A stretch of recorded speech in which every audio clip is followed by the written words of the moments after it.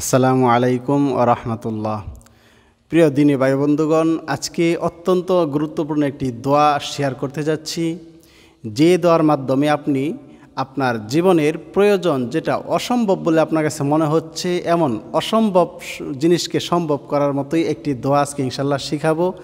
ধৈর্য সহকারে দেখবেন, ইনশাল্লাহ অবশ্যই ফল পাবেন। আজকে যে দোয়াটি শিখাবো, এই দোয়াটি আপনার এতটা কার্যকরী যে ইতিহাসে এমন কিছু ঘটনা চলে গেছে যেগুলো নাকি অসম্ভব, এমন অসম্ভবকে সম্ভব করেছেন শুধু এই দোয়ার মাধ্যমে। এমন বহু ঘটনা চলে গেছে। যেহেতু দোয়ার প্রতি যত আপনার আস্থা আসবে, ইসলামী হুকুম হাকাম এর বিধানের ক্ষেত্রে একটি হলো, আপনার দোয়ার প্রতি যত আস্থা বেশি থাকবে তত আপনার কার্যকরী বেশি হবে। এই জন্য সাহাবায়ে কেরামদের জামানায় এমন ইতিহাস হয়েছে যে সূরা ফাতিহা পড়ে ফু দেওয়ার সাথে সাথে সাপের বিষ পানি হয়ে গেছে, কিন্তু বর্তমান সময়ে আমরা করলে হচ্ছে না। কারণ কি? আসলে তাদের বিশ্বাস, তাদের আস্থা, তাদের ঈমান আর আমাদের ঈমানের মধ্যে, আমাদের বিশ্বাসের মধ্যে অনেকটা তফাৎ আছে। অতএব বিশ্বাস এটা অত্যন্ত গুরুত্বপূর্ণ জিনিস। এই দোয়া এটা অত্যন্ত কার্যকরী দোয়া। এই দোয়ার প্রতি যদি আপনার আস্থা ভালো থাকে, বিশ্বাস ভালো থাকে, আপনি যে জিনিস আপনি অসম্ভব বলে মনে করছেন সেই জিনিসটা আপনার ইনশাল্লাহ হাসিল হয়ে যাবে। এই দোয়াটি পাঠ করে তারপর আপনি আল্লাহর কাছে চাইবেন। তো ছোট্ট একটা উদাহরণ দিলে আপনার আস্থা বাড়বে, বিশ্বাস বাড়বে এবং আমল করতে আপনি যথেষ্ট উৎসাহী হবেন, যার জন্য আপনি ফলও ভালো পাবেন। সেই লক্ষ্যে বলছি, হযরতে আবু বকর রাদিয়াল্লাহু তাআলা আনহু এর জামানায় এই হযরতে আবু বকর রাদিয়াল্লাহু তাআলা আনহু তিনি একটি সৈন্যদলকে, একটি বাহিনীকে পাঠাইলেন যুদ্ধের উদ্দেশ্যে। তো ওই বাহিনীর সেনাপ্রধান হিসাবে নিয়োজিত ছিলেন আলী হাজরামি। এই আলী হাজরামি তিনি তাবী ছিলেন কিংবা সাহাবী ছিলেন। এই আলী হাজরামিকে সেনাপ্রধান হিসেবে বানিয়ে পাঠায় এক যুদ্ধের দিকে। তো যাচ্ছেন যুদ্ধের উদ্দেশ্যে, তো একটা জায়গায় গিয়ে পথ হারিয়ে ফেললেন। পথ হারিয়ে ফেলার পর আপনার এই সঠিক রাস্তায় না গিয়ে মরুভূমির দিকে চলে যাচ্ছেন। তো একটা পর্যায়ে হাহাকার মরুভূমি, চারিদিকে শুধু খোলামেলা, আর কিছুই দেখা যাচ্ছে না, শুধু বালি আর বালি। এমন মুহূর্তে তাদের এত পানি পিপাসা পেল এই সৈন্যদলদের মধ্যে, সকলের মোটামুটি ক্লান্ত, পানির প্রয়োজন খুবই দেখা দিল। এই মুহূর্তে পানি কোথায় পাবে মরুভূমির মধ্যে?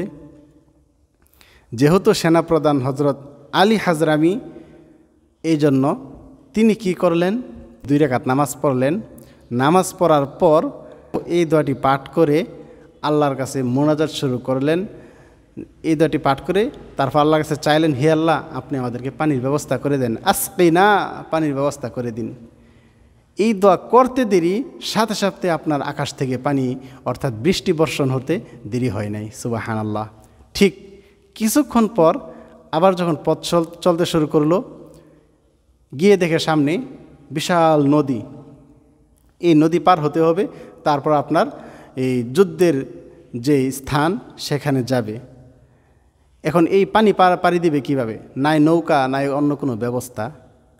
তো ঠিক আবার সৈন্যবাহিনীদেরকে নিয়ে আবার 2 রাকাত নামাজ পড়লেন এবং এই দোয়াটি পাঠ করে আল্লাহর কাছে বললেন, হে আল্লাহ, আপনি আমাদেরকে এই নদী পার হওয়ার ব্যবস্থা করে দিন। আল্লাহর কি কুদরত! হযরতে মূসা আলাইহিস সালাম, তো আমরা জানি ইতিহাসে মূসা আলাইহিস সালাম ফেরাউনের হাত থেকে রক্ষা পেয়েছিল। আপনার সমুদ্রের মধ্য দিয়ে আল্লাহ রাস্তা খুলে দিয়েছিল। এটা প্রচলিত একটা নিয়ম যে রাস্তা দিয়ে হাঁটে। কিন্তু আমাদের নবী নয়, নবীর উম্মতকে আল্লাহ তাআলা কীরকম একটা অলৌকিক এক পাওয়ার দিয়ে দিয়েছিলেন যে আপনার এই আলী হাজরামি এই দোয়াটা পাঠ করে যখন নদী পার হওয়ার জন্য আল্লাহর কাছে দোয়া করলেন, আল্লাহ তার অন্তরে এমন একটি এলহাম, এমন একটি আপনার অবস্থা জাগ্রত করে দিলেন, বিশ্বাস জাগ্রত করে দিলেন যে তুমি নদীর উপর দিয়ে হাঁটতে শুরু করো, দেখবে নদী পার হয়ে যাবে। এমন একটা অন্তরে বিশ্বাস আসলো। তো এই দোয়া পাঠ করার পর সাথীদেরকে বললেন, সৈন্যদেরকে বললেন যে তোমরা নদীর উপর দিয়ে হাঁটতে শুরু করো। সুবহানাল্লাহ।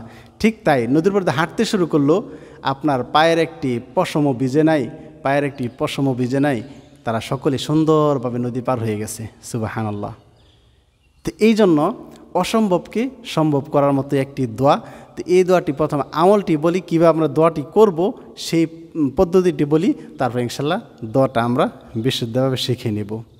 প্রথমেই এই সাহাবীর মতো এই আলী হাজরামির মতো আমরা কি করব, 2 রাকাত নামাজ পড়ব। তারপর আমরা এই দোয়াটি পাঠ করব যে ইয়া হালিমু ইয়া আলিম ইয়া আলিয়ু ইয়া আজিম।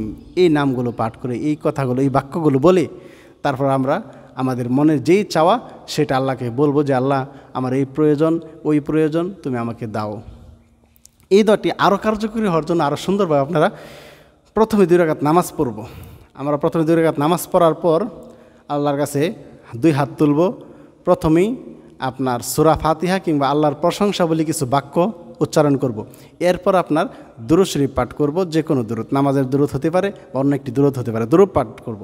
এই দুরূদ পাঠ করার পর আপনি এই বাক্যটা বলবেন যেটা এখন বলছিলাম, ইয়া হালিমু ইয়া আলিম ইয়া আলিয়ু ইয়া আজিম। এটা আমি আপনার লিখে দিচ্ছি, আপনারা কমেন্ট বক্সে পেয়ে যাবেন, তো আপনারা সেখানে দেখে নেবেন। বিশুদ্ধভাবে সুন্দর করে উচ্চারণ করে আমরা এই আমলটি যদি করতে পারি, এরপর আমাদের মনে যে চাওয়া লাগছে চাইতে পারি, ইনশাল্লাহ কোনো আশাই বাদ যাবে না, সকল স্বপ্ন সত্য হবে, সকল স্বপ্নগুলো পূরণ হতে শুরু করবে। তো ভিডিওটি ভালো লাগলে অবশ্যই সবার নিতে শেয়ার করে দেবেন। আসসালামু আলাইকুম ওয়া রাহমাতুল্লাহ।